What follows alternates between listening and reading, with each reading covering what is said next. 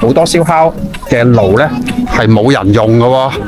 嚟咗大網仔啊，好多停車場位空置咗，係咪代表住五一假期好多人北上消費啊？還是太早呢？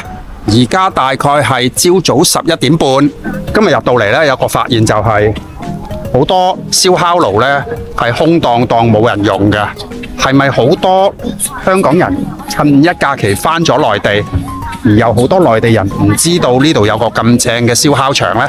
係咪即係代表住而家好多人已經習慣咗假期就北上，唔願意喺香港嘅郊區去遊玩呢？嗱，呢度呢個冇人用嘅喎，嗰度仲有幾個係冇人用㗎。呢度嘅環境係好好咯，出邊仲有個好正嘅水上活動中心，幾多風帆出海。呢度係好寫意嘅喎，如果天氣好嗰陣時，但係似乎香港人可能嚟慣咗啊，寧願返深圳啊、珠海啊、中山啊去玩幾日，都未必會留喺香港。